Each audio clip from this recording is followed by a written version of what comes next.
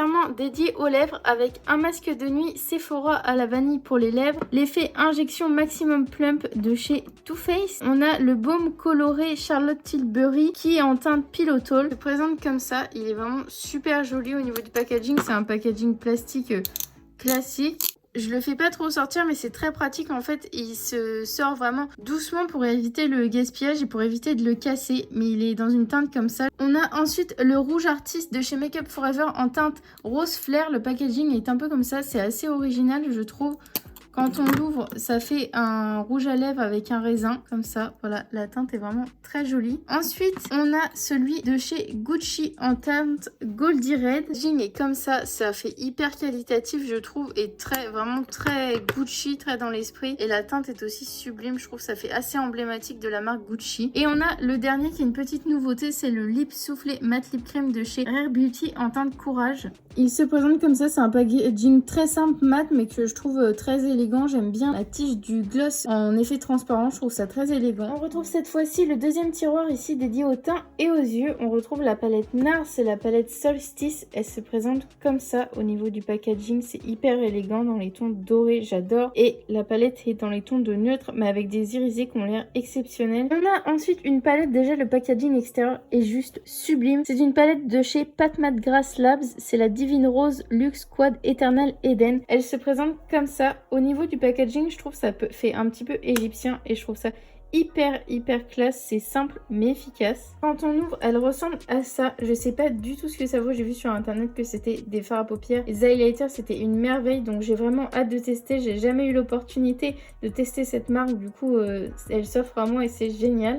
On retrouve ensuite l'highlighter Diamond Bomb de chez Fenty Beauty by Rihanna qui se présente comme ça au niveau du packaging. C'est un packaging en forme de diamant pailleté. Il est trop joli. L'intérieur comme ça, vraiment magnifique. Et c'est la teinte Cognac Candy. Et vraiment, j'ai trop hâte de le tester. Il a l'air hyper pigmenté. Ensuite, on a une nouveauté de chez Kat Von D qui est bien sûr vegan. C'est le Dazzle Stick. C'est un fard à paupières longue tenue en stick. Il se présente comme ça. Voilà.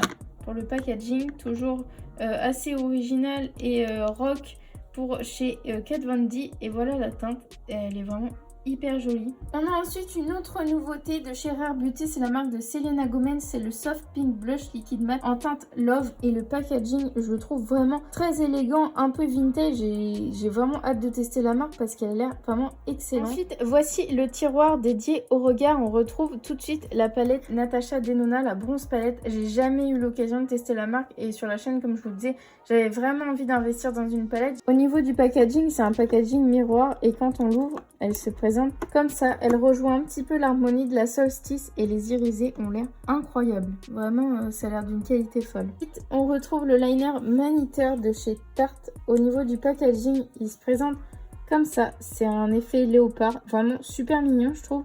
Et la pointe, c'est une pointe feutre extrêmement fine qui a l'air vraiment très précise. Ça a l'air d'être un chouette produit. On retrouve un incontournable de chez Anastasia Beverly Hills, c'est le Brow Freeze.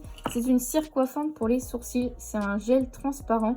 Et il a l'air aussi très qualitatif, je sais pas ce que ça vaut. On retrouve le Benefit Zeril Magnet, c'est le mascara en teinte noire. Le packaging est comme ça. En effet métallique pour retrouver le côté magnète. Et la brosse se présente comme ça. C'est une brosse à picot en plastique. Le dernier tiroir, c'est un tiroir soin. On retrouve une crème hydratante pour le visage de la marque Fresh qui est à la rose. Ça sent hyper bon. Elle est à l'acide hyaluronique. Elle se présente comme ça. C'est quand même un très gros pot.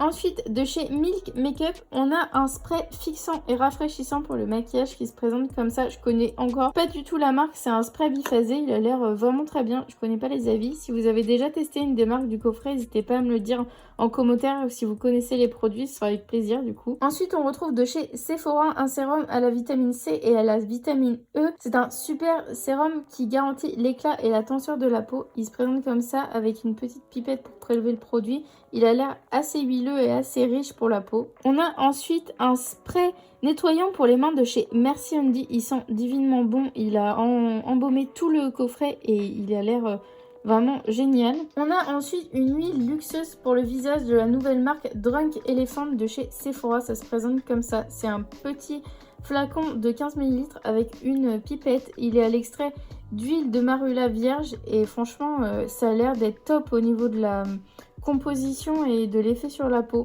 On a ensuite une marque qui vient de se rendre disponible chez Sephora. C'est la marque Ole Henriksen. Elle se présente comme ça. Donc là, c'est une crème pour les yeux à la vitamine C et qui est au collagène. Donc c'est pour les cernes, etc. Ça permet d'illuminer le contour de l'œil. Le dernier produit, c'est un produit assez écolo. C'est un shampoing solide de la marque Respire à la pêche du verger. Il se présente comme ça. Donc ça revient un peu sur le concept de Lush des shampoings secs. Et franchement, s'il mousse bien, ça peut être vraiment super. Ensuite, dans le dernier tiroir, on retrouvait deux parfums, un en 50 ml pour les hommes et un en 30 ml pour les femmes.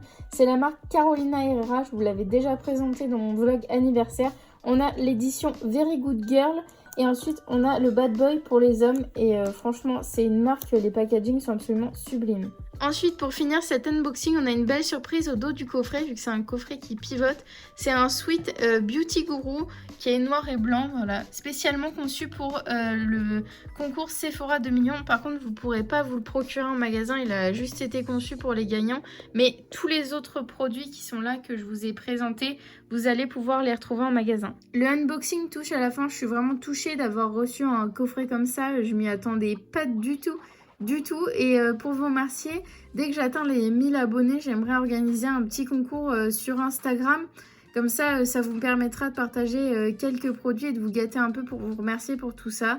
Donc voilà, j'espère que la vidéo vous aura plu. On se retrouve très vite pour du nouveau contenu. N'hésitez pas à vous abonner, liker et commenter. Et je vous dis à très bientôt.